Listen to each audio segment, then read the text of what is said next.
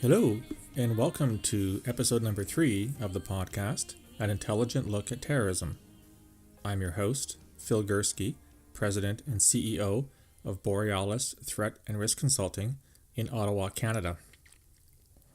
So, this podcast is going to look at a topic that is on everybody's minds these days, and that topic is Islamic State, the terrorist group that has horrified many in Iraq and Syria over the past 5 years or so. And I'm entitling this particular podcast, Ither Islamic State. Now, if you choose to look at the quasi-transcript, background information that accompanies this podcast, you'll find that I've written the word wither as W, open brackets, H, close brackets, I-T-H-E-R, meaning, it's a bit of a play on words, I guess, meaning where is Islamic State going? And is in fact Islamic State withering, i.e. is it falling apart? So I guess when we look at the question of what Islamic State is today and what threat it poses, we have to start with a tweet that US President Donald Trump issued a few weeks ago, in which he stated categorically, and I quote, "We have won against ISIS. We've beaten them, and we've beaten them badly," end quote. Well, I think as many as my listeners can appreciate, not everything that Mr. Trump tweets is accurate. We won't go down that road. That's for a different podcast, not one on terrorism. But it was interesting to me that a lot of people within the U.S. intelligence and military environments took issue with the president's tweet and said that they didn't agree. And in fact, if you read about the big brouhaha, and I wrote a blog about this on my website, www.borealisthreatandrisk.com, a few days ago, the 2019 threat assessment that just came out from the U.S. intelligence community said quite categorically that Islamic State still poses a threat, not just to countries in the region, but also to the United States itself. So there is a bit of a controversy over whether or not Islamic State is yesterday's terrorist group, today's terrorist group, or, as we'll discuss, tomorrow's terrorist group. So I want to talk about that today in this podcast. But let's go back a stage, and let's just talk about the name Islamic State itself. It's one that's led to a lot of controversy, a lot of disagreement. People saying you shouldn't call it Islamic State because it's not Islamic and it's not a state. And I've written on that as well on several occasions in the past. But let's go back to where does Islamic State come from? And so it's not that old. It only dates back to the mid-2000s, and it is a direct consequence of the U.S. decision to invade Iraq in 2003. So the original Islamic State was in fact an al-Qaeda affiliate called Al-Qaeda in Iraq. And as time went on, it morphed into Islamic State in Iraq, Islamic State in Iraq and the Levant, or ISIL, also known as Islamic State in Iraq, and Shams. Shams is an Arabic word referring to the Levant, to the short form Islamic State. Some people, upset about the use of the word Islamic, suggested we call it Daesh. And as I pointed out, Daesh is simply the Arabic version of Islamic State in Iraq and the Levant. So Daesh is a quasi-Arabic acronym, if you will, that stands for Ad-Dawla al-Islamiyya fi Iraq wal-Shams, which is Islamic State in Iraq and the Levant. Although some people have pointed out that Daesh sounds an awful lot like the Arabic word, which means to crush or to trample, and was therefore an insult to Islamic State. And I did read some analyses that people who fight for or belong to Islamic State aren't too keen when they hear the word Daesh used to describe them. At the same time, if you're a terrorist group which is trying to instill fear in the population and they call you something which sounds like the trampler or the crusher, that's kind of a compliment in a way, isn't it? So all that aside, I have made it my practice to call the group Islamic State from day one. I don't call it Daesh. I don't call it ISIS. I don't call it ISIL. We can agree to disagree and just leave it at that. So how is Islamic State doing these days?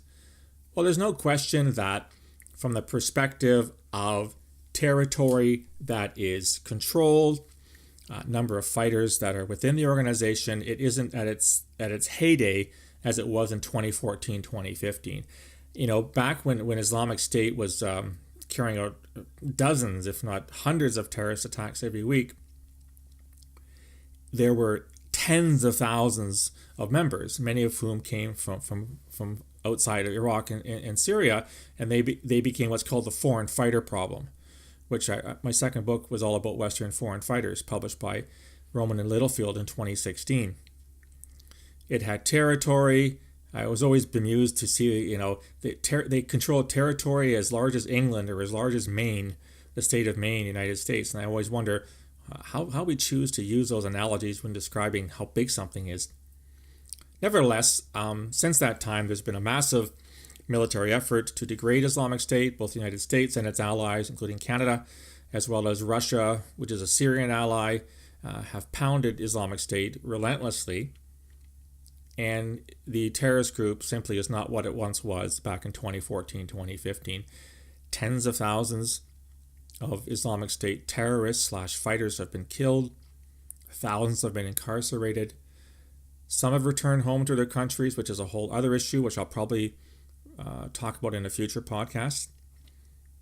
But there's no question that Islamic State has suffered greatly in the past 3 to 4 years.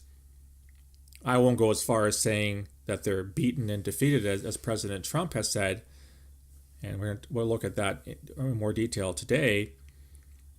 But there's no question that some progress has been made, if progress is the correct word to use when talking about fighting a terrorist group. But more importantly, when we talk about Islamic State, or any terrorist group for that matter, any Islamist extremist group, I'm going to limit myself to that because I'm not quite sure the same thing applies to far-right groups or far-left groups, for example. We in the intelligence community tended to have sort of a tripartite classification system, in the sense that we would talk about the terrorist group core, we would talk about the terrorist group affiliates, and we talk about the terrorist group inspired. So let's look at Islamic State as of February. My God, it's February already. Let's look at Islamic State as of February 2019 from those three levels. So the core is still there. The leader, al-Baghdadi, has not been located. He has not been found, imprisoned, killed, whatever. He's still around. There still are probably thousands of fighters still with Islamic State, despite the fact tens of thousands have been killed. There's tens of thousands still left, which speaks volumes about the terrorist group's ability to recruit and retain people. It is still carrying out attacks in Iraq and Syria, despite the fact that its territory has shrunk. The so-called caliphate is no more. So Islamic State core survives. It has not been defeated. It has been battered. It has had its influence and its territory decrease, but it has not been outright defeated. And who knows how long that's going to take. I'm already seeing analyses by pundits and thinkers and researchers talking about Islamic State 2.0. So if their analysis is correct, then we're going to see these guys maintain a certain attack tempo for some time to come. What about the Islamic State affiliates? Now, this is a lot more interesting from my perspective, because one thing that Islamic State has been incredibly successful at doing, and that is creating, or maybe creating is the wrong word, giving rise to a number of affiliates right across the globe, spreading from the Far East Asia all the way into Africa. So I want to talk a little bit about the so-called affiliates. The ones that I'm aware of are in the Philippines. I'm going to talk about the Philippines more when I get to the terrorist attack of the week, so to speak, at the end of this particular introduction. Thai authorities think that there's an Islamic State, at least smaller group in southern Thailand, and we talked about the situation in southern Thailand during the last podcast. There is probably an Islamic State small affiliate in Bangladesh. There's one in India. There's certainly one in Afghanistan called the Islamic State in Khorasan being a province in Afghanistan, and that particular affiliate has been very active of late in carrying out attacks, and in fact is a primary target of U.S. and coalition air forces and Afghan ground troops in Afghanistan. There's a major Islamic State affiliate in Yemen. There is an Islamic State affiliate in Somalia, and if you recall, I've talked about the fact that al-Shabaab, the main terrorist group in Somalia, which is al-Qaeda linked, at least historically, has in fact declared war against the Islamic State in Somalia. We have terrorist groups fighting terrorist groups. There is an Islamic State in the Greater Sahara. So that's kind of the Sahel region, sort of south of North Africa, that goes across several countries. And there's also an Islamic State affiliate in Nigeria that's kind of competing with Boko Haram, which is the major terrorist group in Nigeria. And that group calls itself Islamic State in West Africa. Those are the main ones that seem to get a lot of the attention right now. And they vary in size, and they vary in terms of lethality. That is, the particular attacks they can carry out successfully. But there's a lot of them. And I wouldn't be surprised if there's more in the years to come. There's an Islamic State affiliate in the Sinai. So Egypt's dealing with an Islamic State affiliate as well. And Egyptian armed forces are having a hell of a time keeping track of and neutralizing these guys that have been responsible for terrorist attacks in Cairo, especially against Coptic Christians, which is a constant theme with Islamist extremists, how they hate Christianity and they target Christians on a regular basis. So from an affiliate perspective, it's quite clear that they're not going away either. But what about the inspired? This is a much more nebulous category, because anyone can claim to be inspired by Islamic State. You don't necessarily have to have any real affiliation to them, or contact with them, or having traveled there, or having been directed by them. But you see Islamic State as something that you aspire towards, you like what they're doing, and you want to be associated with them. So there are a lot of attacks that are carried out by individuals that could ostensibly be called inspired by Islamic State, as difficult as it is to nail down sometimes. And I'll simply cite a couple in Canada. Low level, there is an attack in September of 2017 in Edmonton, in Western Canada, where a man in a car ran over a police officer outside of a football stadium, injuring the police officer, and got out and tried to stop him. Got back in the car, ended up on one of Edmonton's most busiest thoroughfares, and struck and injured a couple of pedestrians. Finally rolled his van, and when they arrested him, they found an Islamic State flag in the car. That case is still before the courts.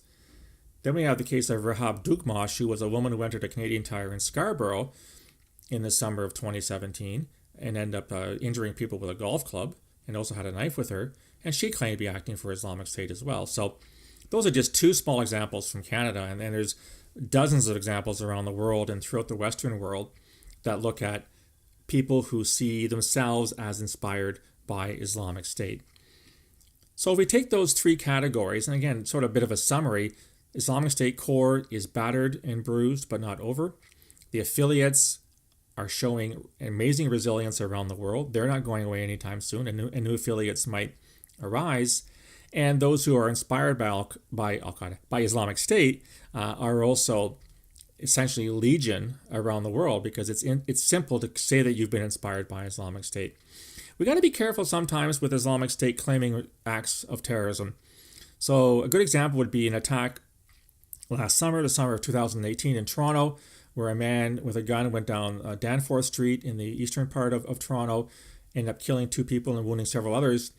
Islamic State claimed him as one of their own, and there's absolutely no evidence that I've seen that the man who ended up killing himself before police could arrest him had any affiliation with Islamic State. So it's hard for me to say that, yes, that was an Islamic State-inspired attack when there's nothing to suggest that that was in fact the case. You know, if you're Islamic State, it's a freebie. Why not claim as many attacks as you can? Because it makes you look that much stronger. And it strikes that much more fear in the hearts of people who think that, you know, as a terrorist group, that you're finished. The last thing I want to say about this, I think, is really important. And that is, we got to be really careful as societies, as governments, as leaders, when we say that terrorist group A is defeated, or terrorist group A is no longer poses a threat. That is possible only where every single member of the group is either dead or in jail, or categorically rejects the use of violence in the name of that group anymore. And I'm not sure how you get there.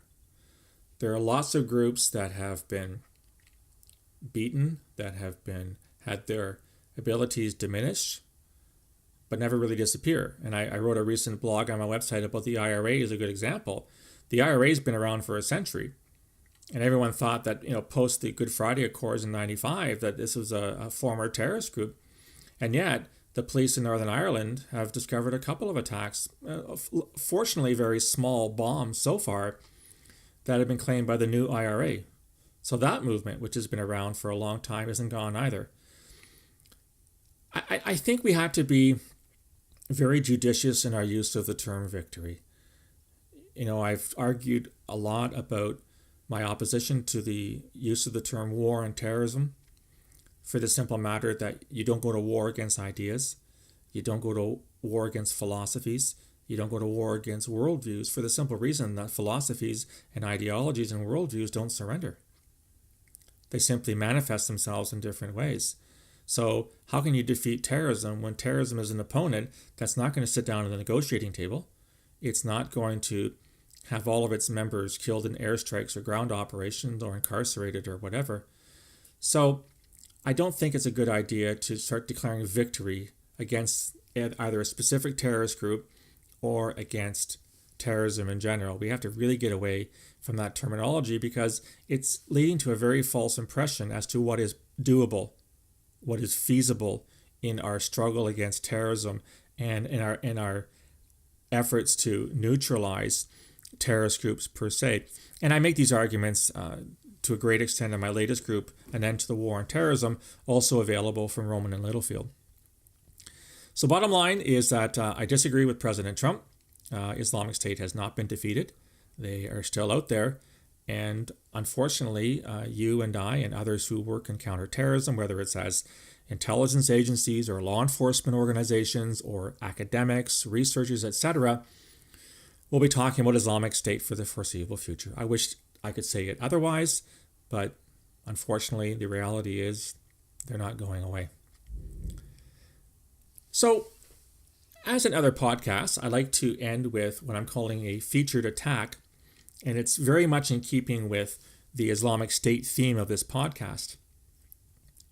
So on January 27th, there was 2 bombs went off inside a cathedral in a place on the southern island of Jolo in the southern Philippines.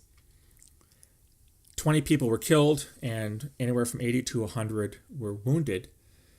And Islamic State, the Islamic State affiliate in the Philippines, claimed responsibility for this attack. Interestingly, in terms of the timing, the Philippines government, which has basically declared a war on drugs and a war on everything, had agreed to a referendum in which parts of the southern Philippines would become autonomous. Now, the context is important here. The southern Philippines is predominantly Muslim and has been for a very, very long time. The Philippines is nominally associated with Catholicism, and that dates from the Spanish occupation from the middle 16th century to the late 19th century. But the southern part of the country has always been Muslim. In addition, there have been a number of terrorist groups that have been active in the southern Philippines for quite some time. These are Islamist extremist groups, and go by, there's a variety of them out there. There's the Bangsamoro Islamic Front. There is one that has the very unfortunate name of the Moro Islamic Liberation Front, or MILF, which is pronounced MILF, and I'm not going down that road as to what MILF means in vernacular English. And there's a group called the Abu Sayyaf group, which is historically linked to Al-Qaeda. And in some ways, there was some controversy or uncertainty whether or not the attack on Jolo was in fact an Abu Sayyaf attack or an Islamic State attack. But last summer, or rather in 2017, there was a siege in the southern city of Marawi, which in fact had been held by the Islamic State affiliate for quite some time, and the government went in and blasted essentially the whole city. There's a fascinating New York Times piece on what's left of Marawi after the government siege and the disappearance of Islamic State and other terrorist groups from that area, and it's worth checking out. So I think that this attack in the Philippines illustrates quite clearly just how lethal and how brutal these terrorist groups can be. This is an Islamic State affiliate. It happens to be active in the Philippines. I could have just as easily have chosen an attack in Burkina Faso that was attributed to an Islamic State affiliate. I could have referenced an attack by Islamic State in the Sinai against Coptic Christians. I could have referenced an attack by Islamic State in Khorasan in eastern Afghanistan against civilians, or Islamic State in Yemen. So again, I think this supports the point I'm trying to make here in this podcast, is that Islamic State as a terrorist group, whether it's core, affiliated, or inspired, is still something we have to worry about. We're not going to defeat these guys anytime soon, which is not to say we shouldn't keep trying. And, we could argue and talk a lot about what is the best way to deal with terrorism, whether it's through military means or whether it's through civil society measures or intelligence agencies. And again, I don't want to belabor the point, but I do talk about a lot of this stuff in the book, The War on Terrorism, An End to the War on Terrorism. But I think as consumers of information, as citizens, as people who live in countries in which terrorism is a very real, clear and present danger, in some countries more than others, I think it's important that we look at this phenomenon, and when we consume news and we consume information, is to do so critically and not accept it at face value. So we talked about the fact that the President Trump tweeted about the defeat, and his own intelligence officials and military officials disagreed. So there's a disconnect there somewhere. And again, I'm not going to get into President Trump's relationship with his intelligence agencies and his military. I talked about that in the blog a couple of weeks ago.